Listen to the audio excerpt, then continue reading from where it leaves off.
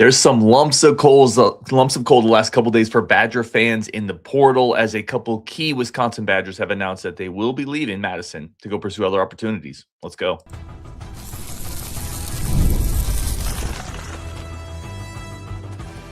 You are Locked On Badgers, your daily podcast on the Wisconsin Badgers. Part of the Locked On Podcast Network, your team every day.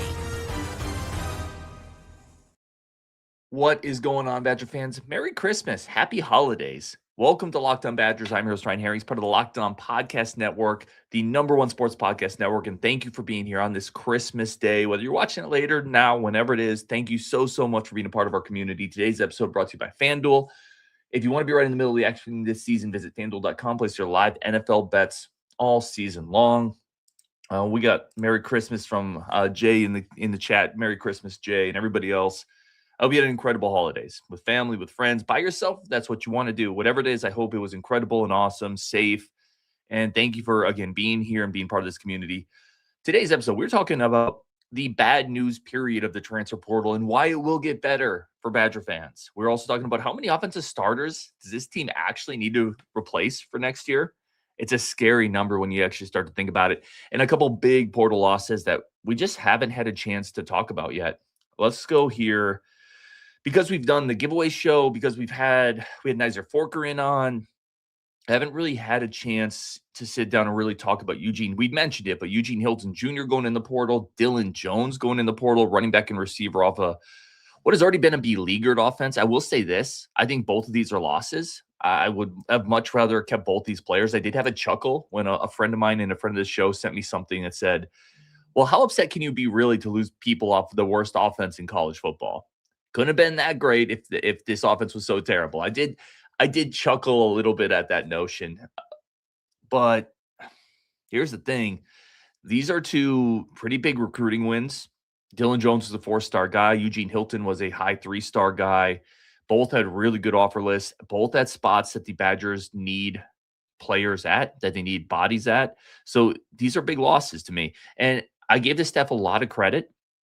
I still do. I call them retention wins. Retention wins are as big as recruiting wins in 2025 in college sports.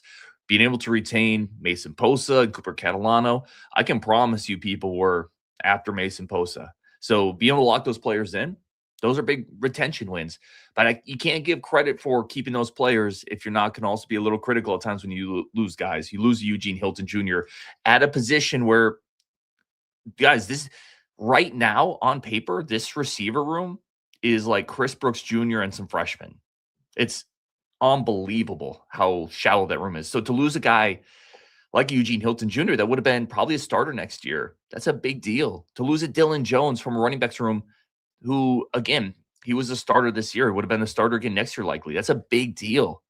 So do I blame the players? No, I don't blame the players at all. Because you look at this offense last year, if you were Dilin Jones, you were constantly running into a wall of defenders. You didn't have a ton of running lanes. If you're Eugene Hilton Jr., this was the worst passing offense in Power 4. You don't blame those players at all for moving on. You blame really the organization to some degree. You blame you need to show players why they should stay. You need to give them reasons to stay. And at some point, those reasons have to be success on the football field. They have to be putting players into opportunities to succeed so they can move on to the next level, so they can show film. And to me, I'm not ever going to blame a receiver or a running back for leaving from an offense that was really bad. And can you explain it to some degree with injuries? We've talked about this a billion times. To some degree, yes, but why would they roll? I guess the question is, why would they roll the dice to come back next year when they can go somewhere else who for years has proven to have a good offense? It makes sense in that sense, right? For them, both not in-state kids. They're both out-of-state kids. They both had really big offer lists. College coaches don't forget that, by the way. They don't forget the highly recruited kids. And I think I probably have them on a separate tab in Excel, the highly recruited kids that go somewhere and struggle because they still believe in that pedigree. They still believe in the film of these highly recruited kids who had offers. Dilin Jones had a ton of SEC offers. So did Eugene Hilton Jr. So, of course, they're going to say, I don't think it's the players. I think it's the system. I think it was Wisconsin. I think you can come here and we'll find success with you. Some of these schools that are reaching out were schools that recruited him originally. who still believe in that film. So I really don't blame the players at all. This is the new norm. And I always equate it to real life. If you're a real life person in the real life workforce in the real life job and you go somewhere and it doesn't work out and it's not what you thought it was and it's your job isn't as successful as you thought it would be and another company reaches out, why wouldn't you listen? This is no different than that. You got to give players a reason to stay. You got to give players hope to stay and reasons to want to be here. And it can't just be money. It's got to be your role in this offense, how we foresee this happening, how we foresee getting better. And until you do that, you're going to lose players. The thing I want to talk about is the ROI on these guys. So Dylan Jones, who again was a 4-star running back that they put a lot of time into. Time is money, but these are guys, both Eugene Hilton Jr. and Dylan Jones, and this shouldn't surprise anybody. These guys require to come here, to be here, to stay here. They require, NIL. They require financial resources. The ROI on these players has been terrible for Wisconsin. You have to be better if you're Wisconsin. You have to land the kids you want, but then be successful with them, develop them, give them a reason to stay. You look at a guy like Dylan Jones, he's going to leave Wisconsin with 92 career carries, 388 yards, and 2 touchdowns. For a 4-star running back, that was one of your bigger recruiting wins that cycle. That's a terrible ROI for the program. Again, 388 career yards. Dylan Jones is out the door. Jazz Peavy had 318 rushing yards at Wisconsin. Might I remind you, Jazz Peavy was a receiver. Eugene Hilton Jr. is going to bounce after 1 season, 8 receptions, 91 yards. It's just not a strong ROI for the time you put into these players, for the money, and it's not sustainable. So you have to find a way, to find players. You have to adjust a little bit going forward, I guess is what I'm saying. And I've been thinking about this a lot. You either need to target players who you think are going to be, and maybe this goes back to a little bit of in-state kids who are going to be good for a couple seasons developing, or you need to find guys that you can be more successful with early on. You have to find a way to put offenses on the field that are going to keep people in the fold, because otherwise you're going to keep winning recruiting battles and keep losing guys a year later. And that's just not sustainable. It's not sustainable from, a fan interest perspective, from a NIL money. People are going to get tired of donating to players and donating to NIL when money goes to guys that leave in a year or two. And again, I don't think it's on the player. I'd put less of this on the players than I do the program. We haven't been as successful as we need to be. And until we do that, it's going to be an uphill battle to keep players, in the fold and keep them in Madison. Adam says, MC Ryan, yeah, I got a new hat for Christmas. One of the gifts from the fam. I love it. Mitch says, I can't blame the players.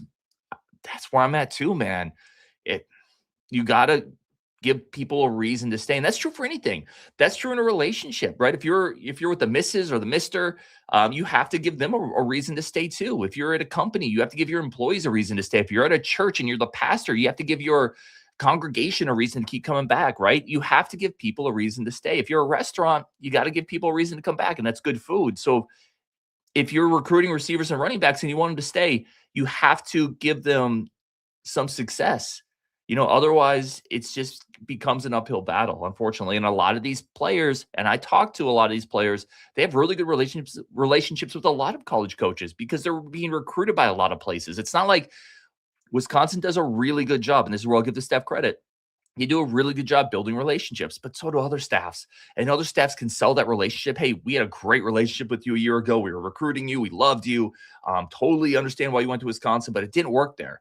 Now we still have that relationship. That bridge was never broken. And by the way, our offense last year threw for 3,500 yards and 38 touchdowns. Come give us a shot, right? It didn't work at Wisconsin. Not on them, not on you. We think it'd work for you here. That's a hell of a sales pitch for a 19-year-old kid. Plus, you can give them NIL. I don't blame the players really at all. Basketball says, Merry Christmas, Badger fans. Let's go. Aiden says, chance that if we get a good quarterback committed in the portal before Eugene commits to another school that we get him back. I would say there's always a chance. Tretch entered the portal and came back. But I would also say, I don't really want players back if they've already entered the portal.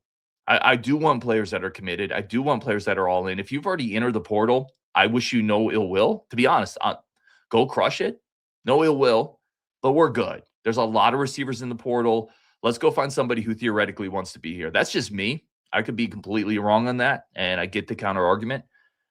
All right, let's take a quick second here. Christmas Day show. Come back and talk about how many new starters will this offense have next year? Could it be everybody? We have to talk about this. This is crazy. That's coming up next on Locked On Badgers. First, a quick second for our friends of the show over at FanDuel. The NFL season moves very, very quickly, like we all know, already almost to the playoffs. And if you want to be right in the middle of that action, FanDuel is going to help you get there. FanDuel helps make everything feel a little bit different from live betting. It's exciting. You're not just watching the game, you're reacting to it in real time. Life happens in real time. We're parenting in real time. We're cooking in real time. Let's live bet in real time.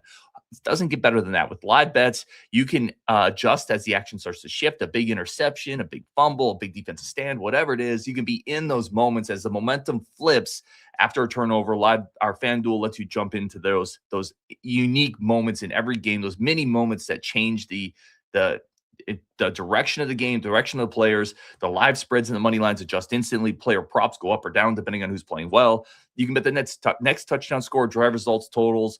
It keeps you locked into every snap, every drive, every possibility. So if you want to be right in the middle of the action this season, visit FanDuel.com. Place your live NFL bets all season long.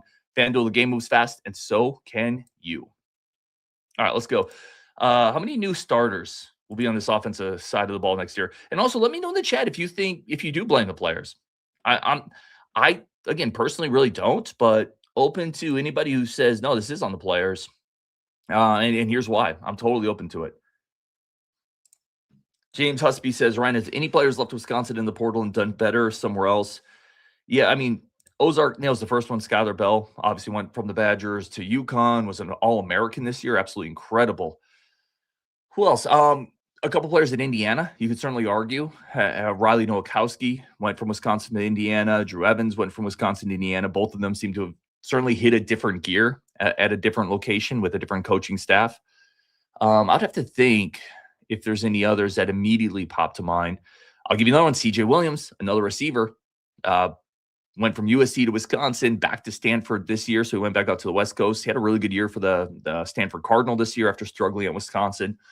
So I can think of a couple. Certainly there's been a share of bust as well. You would say Graham Mertz, right? Chimere Dike. There's some skill players, unfortunately, that have left and gotten better for Wisconsin than where they were at Wisconsin. All right, let's look at this offensive side of the ball, because I was thinking about this the other day too, probably when I was wrapping presents or something. So you lose a Dilin Jones, who I think would have been a starter at running back. You lose a Eugene Hilton Jr., who I think would have been a starter at receiver. You know you need a new starter at quarterback. You're going to need a new starter at running back right now, I think. Maybe Darian Dupree comes back and he's a starter. Maybe you get Natuka. I think you lose a Lance Mason. You may need a new starter there. You lose a Riley Mahlman, potentially a Joe Brunner, a Jake Renfro. That's potentially 3 new starters. And I don't know how they feel about some of the other spots on that offensive line. So let's just say you get 2 new starting receivers, because I think you need it. A new starting tight end if Lance Mason can't come back. That's 3. I think you need at least 3 new starting offensive linemen. So up to 6. A new starting quarterback. That's 7. So, I mean, you were maybe next year you're coming back with 2 returning starters on the offensive line and Darian Dupree. And maybe one of the tight ends is Tucker Ashcraft, right? That means you need like 7 starters in the portal. And that might be conservative. That's saying a couple of those offensive linemen are going to return as starters and maybe the running back.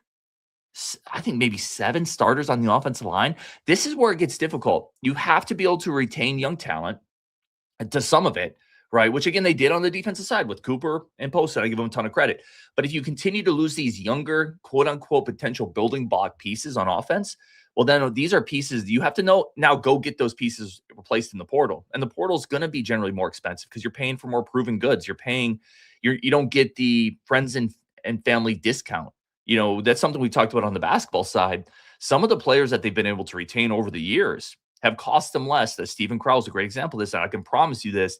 He cost the Badgers less in the portal than it would have cost to go get a Stephen Crowell from somewhere else. Because if you have a player in-house and they have relationships and they know you and they love being in Madison, you generally don't have to pay quite as much to keep them there.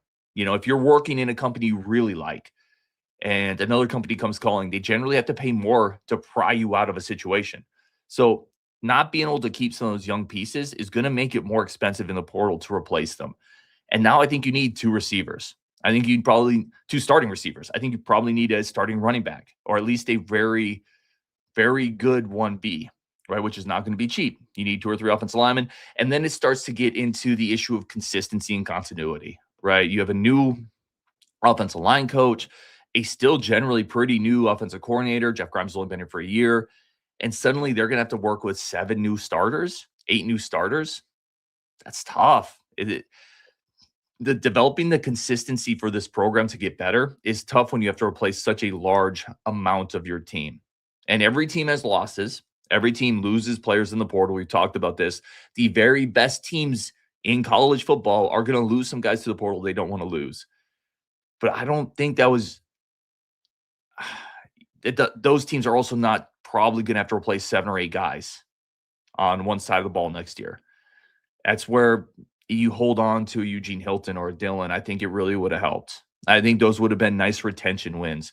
And I think those are players Wisconsin would have wanted to hold on to. I don't think those are players that they were totally good with moving on. So those are retention losses. Again, if you give them credit for the Coopers and the Posas, you got to talk a little bit about the losses as well. And there are going to be some, but it doesn't make them better. It doesn't make them good.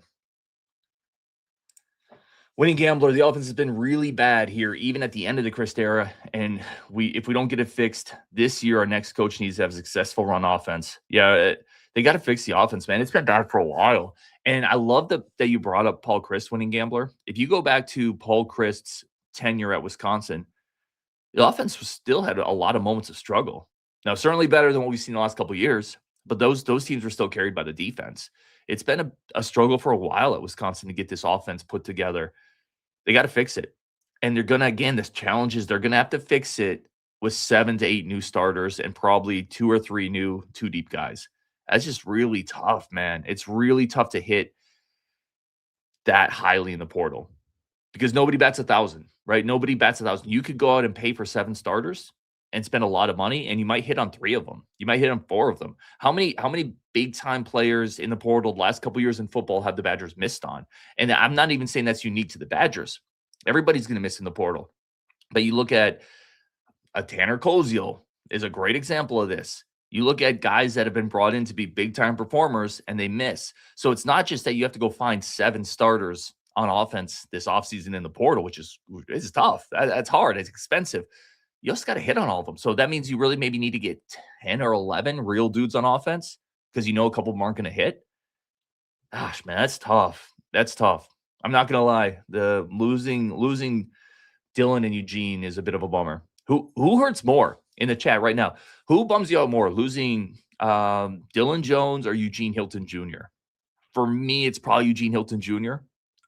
Because I think it's easier to find running backs at Wisconsin. I think it still is easier to find, even though we haven't run the ball really well the last several years. I think it's still easier for us to find running backs. It's been a bear to find receivers in the Luke Fickell era. It's been really tough. The passing game has been the single biggest issue outside of maybe quarterback health for this offense. So if you lose a potential young receiver in Eugene Hilton Jr., I think losing Eugene is a bigger deal than Dilin Jones, but I think both of them are losses. Artificial Badger says, how many receivers are currently on the roster? ? 3? ? Oh, man. I mean, so you have Chris Brooks Jr., who I like. I like Chris Brooks Jr. Chris Brooks Jr. is a solid receiver. I don't think you want him being a 1 or 2 for a Big Ten team, but I think as a 3, a 4, he's got really good hands. He's physical. He's got size. He just doesn't run. He doesn't run, and he's not as elusive as you want as a big-time guy. So you have Chris Brooks Jr. He's going to be a veteran, an upperclassman. That's 1. You brought in 2 in this year's high school class, so that's 3, right? And I like both those guys, but they're high school freshmen. They are freshmen coming in next year. Eugene Hilton Jr. was a highly regarded freshman receiver and 8 catches this season. So I wouldn't count on either of them. I do think Zion Legree, if one of those guys is going to play early, it's going to be him. I continue to say it. He's built like a locomotive. Like physically, he's ready. And he played in Florida. He has real speed. I think he could play early, but what are you expecting from him as a true freshman? 10 catches, 15 catches is a good year. And then you have a couple walk-ons. I like Langdon Nordgood. He's got size, good hands, but he can't really run great. Dude, I mean, they need 4 receivers in the portal. They need 5 receivers in the portal. And someone let me know in the chat if I'm missing a receiver. I'm doing this off the top of my head, but I think that's it, right? Am I crazy? They got nobody in that room. Oh, man. Let's see. Keep going here, see if there's any questions. Talk about different receivers. Aiden says, thoughts on Jaden Gibson from Oklahoma? That would be a big-time get. Big frame, big body. Somebody I think the Badgers have been connected to. But you need him plus like 4 others. They've been connected to a couple other receivers. Listen, they're going to land receivers. That's for as dire as I just talked about how few receivers they have in the portal. Receivers are also plentiful in the portal. If you're going into the fields to hunt, receivers are everywhere. They're like deer in Wisconsin. All right. You're probably going to clip a couple receivers just going to Quick Trip and throw them in the back of the pickup truck, bring them home. You can find receivers in the portal. But that hasn't always been the issue for Wisconsin, right? Bryson Green, CJ Williams, Dekel Crowdis, Jaden Ballard. The Badgers have found receivers. They haven't been successful in Madison. Now, a lot of that is quarterback injuries, but you got to get them and then be successful with them. But they will find receivers in the portal. Jay says, is this rock bottom? I'm going to talk about that next. This is the bad news time of the portal. I'm going to talk about why it's about to get better for Wisconsin. All right, let's pause here, take a quick break for our friends at the show, get your comments and why this is about to get better for Wisconsin, in my opinion. That's coming up next, Locked On Badgers Christmas edition. Okay, so why is this about to get a little better for Wisconsin? And I shouldn't isolate Wisconsin in this, but it feels like Wisconsin is taking a few more body blows than some other Big Ten teams. I think that's probably kind of true.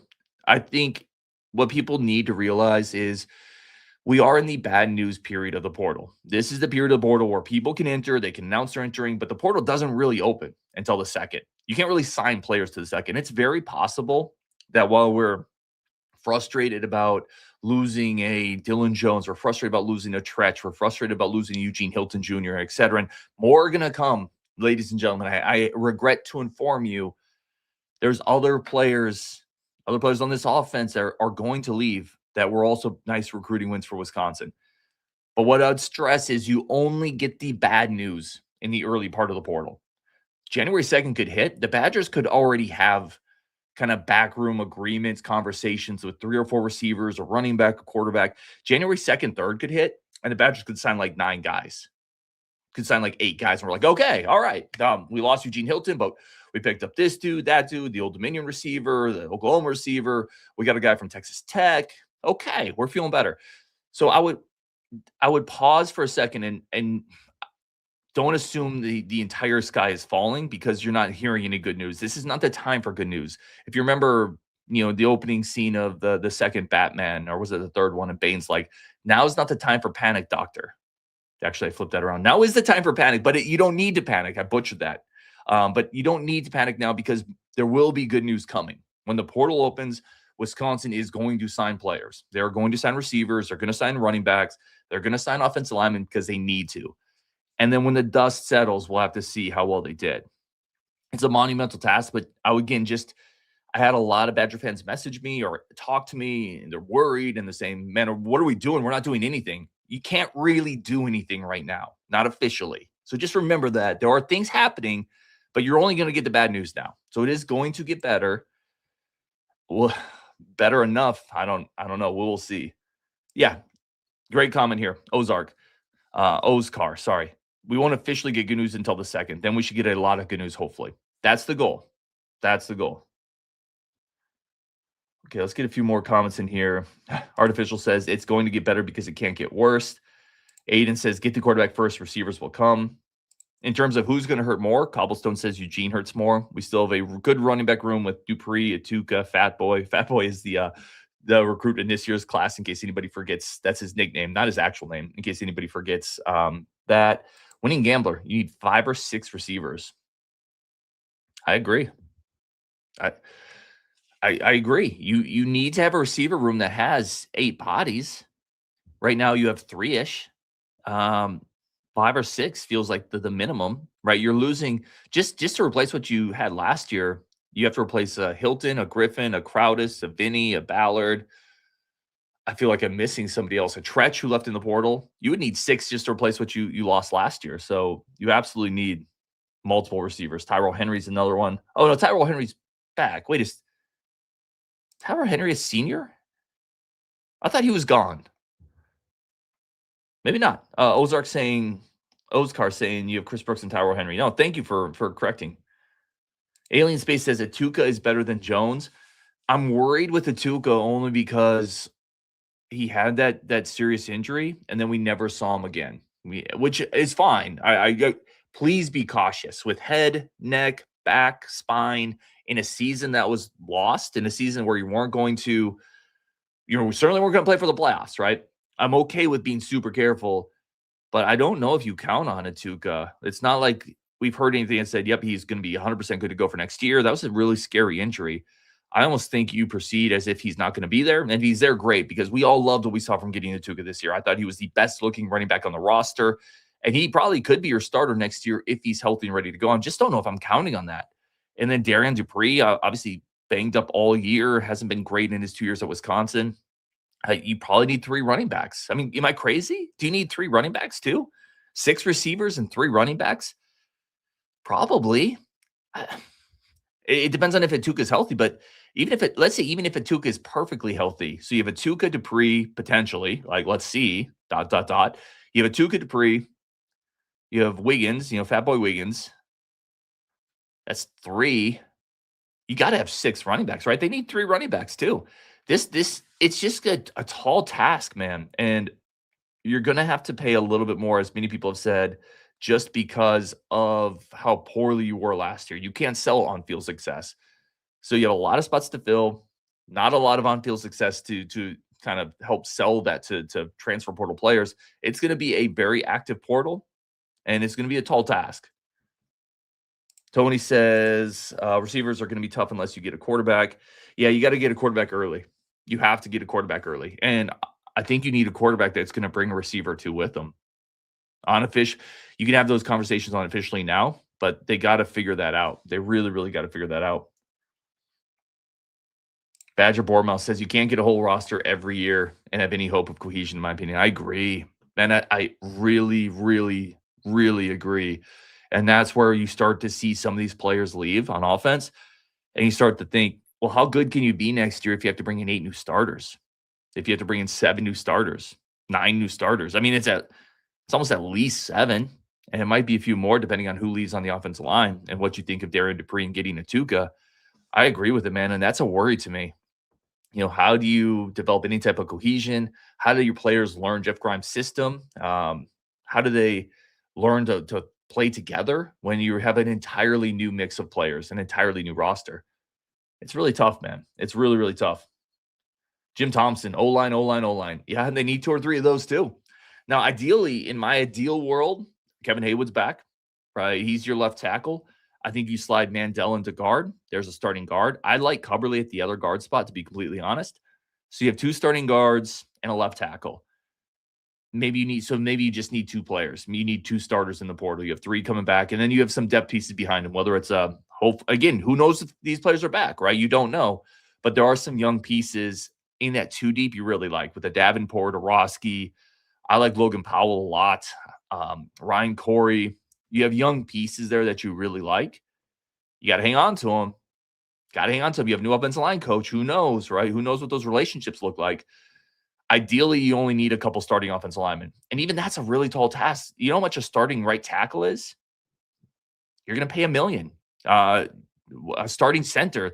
Starting centers don't even enter the portal. It's really hard to find a starting center. A starting caliber Big Ten center?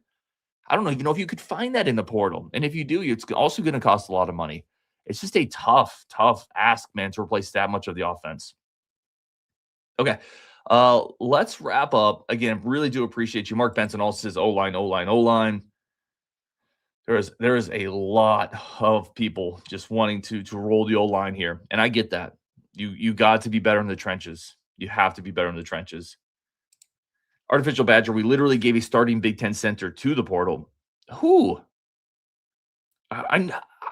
Man, Artificial Badger, man, I know we're not talking Jake Renfro. Because you're not a starting Big Ten center if you can't be healthy. If you can't, over the course of 3 seasons, Renfro was healthy for 25% of it. I don't know. I love I love Jake Renfro, the concept of a healthy Jake Renfro, but he was just never healthy for Wisconsin, and you just can't rely on him. Unless and there's somebody else I'm not thinking of. I'm guessing you're talking about Jake Renfro. Yeah, I'm really fine with Jake Renfro moving on because I think it hurts your team if you constantly keep trying to slide somebody back in at center who then just gets hurt. I think it disrupts your continuity. I think it takes reps away from players that are healthy. I just think that really hurt the team. Always trying to like, is he going to be back? Is he not? And I felt bad for him. Like Renfro wanted to be out there. That's not a Jake Renfro problem I have. It's a Jake Renfro can't be healthy problem. And because of that, I'm really good moving on and just finding somebody that's healthy. A healthy, but always out there consistent C plus to me is better than a very often injured B. You just need a body out there that you can count on and be reliable. And to me, that's just not Jake Renfro. And again, I don't put that on Renfro. I'm telling you, I've talked to Jake Renfro. I'm very convinced he really wanted to be out there. It sucked for him to get hurt, but he was just never healthy. And that's football, and you got to be healthy to play. We're going to wrap it here. Winning Gambler, hope you all had a Merry Christmas. I hope all of you had an incredible Christmas, a holiday season. Thank you for being part of this community. We will definitely talk tomorrow. I think we got Nick Osen coming up later this week too, which is going to be really excited. Well, later this week is tomorrow. So I think we have Nick Osen coming up tomorrow. That'll be a fun show. We'll talk portal, I'm sure hoops. From there, we are going to wrap it on Wisconsin. Really do appreciate every single one of you. Jim Thompson says on Wisconsin. That's a great way to end it. Happy holidays, and we will talk tomorrow.